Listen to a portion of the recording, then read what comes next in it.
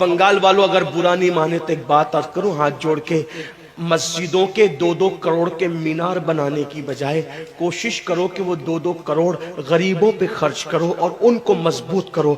अगर हमारी कौम 10 साल में मजबूत हो गई तो 2 नहीं बल्कि 10 करोड़ के मीनार हम बना सकेंगे। इसलिए मेरी गुजारिश है, जलसों के खर्चे भी कम करो, शादियों के खर्चे भी कम करो और सब खर्चे कम करके अपनी कौम को मजबूत करो। हुजूर अलैहिस्सलाम इसीलिए तशरीफ लाए थे। तो दीनदार बनो, मालदार बनो और नंबर 3 एजुकेशन पे बहुत मेहनत करो।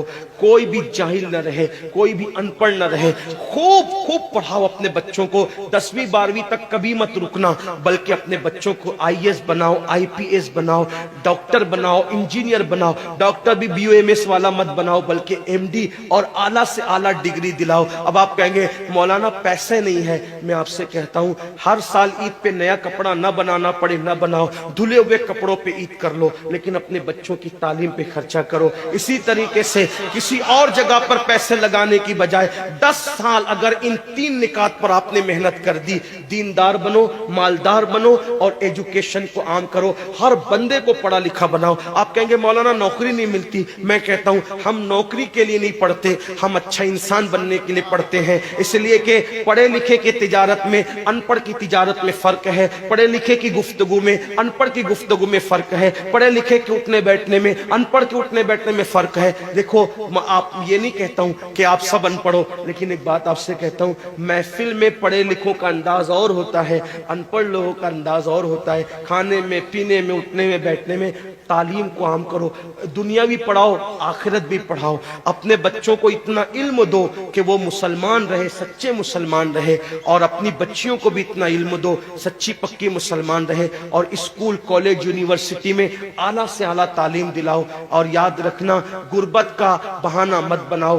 बिटिया की शादी होती है तो लाखों रुपए कहां से आते हैं, और आपसे कहता हूं 8 घंटे मेहनत करने की बजाय 16 घंटे मेहनत करो। मेहनत में पीछे मत हटो, अपने बच्चों को पढ़ाओ। सिर्फ 10-12 साल हिंदुस्तान के तमाम मुसलमान मेहनत करके अपने बच्चों पे मेहनत कर ले, कोशिश कर ले, काविश कर ले, तो देखना नक्शा बदल जाएगा। ये भी आपसे कहता हूं, एक बात कहता हूं, मना नहीं कर रहा हूं, अगर मुझसे गलती हो तो मेरे उलमा इस्लाह करेंगे, आप मेरी जात को देख के कबूल नहीं करना। बाप के चेहलुम पर 40 देग पकाने की बजाय 1 देग पकाओ। उन 40 देगों का खर्चा बचाकर किसी बच्चे की तालीम पर अपने बाप के इसाले सवाब के लिए खर्चा कर दो।